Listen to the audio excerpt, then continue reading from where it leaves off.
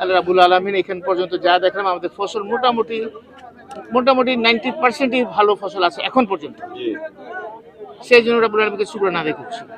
এখন যে বাঁধ আছে কিছু সময় বাঁধ কাটতে হচ্ছে যাতে বৃষ্টির পানি চলে যাওয়ার জন্য, আবার কোনো সময় বাঁধ দিতে হচ্ছে যাতে যখন খুব অতিবৃষ্টি হয় নদী থেকে পানি যাতে না আসে।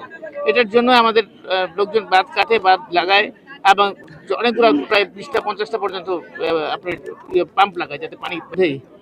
বিগত প্রায় 10-15 দিন যাবৎ প্রশাসনের সাথে মিলিতভাবে এই বাঁধ কাটতেছে, বাঁধ দিচ্ছে এবং প্রয়োজন যেখানে পাম্প লাগানো পাম্প দিচ্ছে এবং ডিজেলের ব্যবস্থা আমরা করে দিয়েছি। এখন আমরা সামনের দিনগুলোর জন্য আল্লাহ রাব্বুল আলামিনের কাছে দোয়া করেছি যাতে এই সামনে 10-15টা দিন যদি ভালো থাকে ইনশাআল্লাহ তারা সবগুলো ধান করে নিতে পারবে। আর এইখানে যে সমস্যাগুলো আছে এই সমস্যাগুলো যেটা ইমিডিয়েট করা দরকার আমাদের বিএনপি নেতৃবৃন্দ এবং স্থানীয় প্রশাসন ওনারা ব্যক্তিগত যে ইমিডিয়েট সলিউশন করবে 1 নম্বর।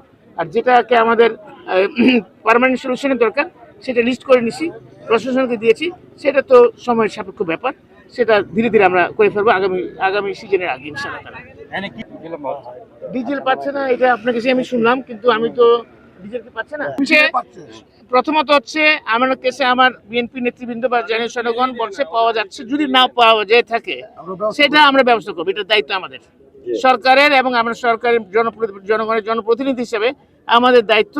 এবং আমি টিএনওকে জিজ্ঞেস করেছি, উনি বলেছেন সবাইকে পর্যাপ্ত পরিমাণ 100 লিটার করে দেওয়া হচ্ছে, প্রয়োজনে বেশি লাগলে আমি ডিসির সাথে কথা বলেছি আরও বেশি দেওয়া হবে বজ্রশ্রাবণী। তাছাড়াও আমরা অ্যাডভাইস করছি বড় বড় তাল গাছ লাগানো।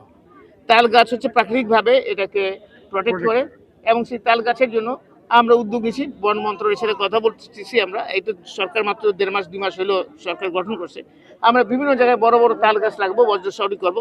যতগুলো বৈজ্ঞানিক পদক্ষেপ আছে এবং আপনার প্রচলিত পদক্ষেপ সবগুলো ইনশাআল্লাহ তারা নিব আমরা।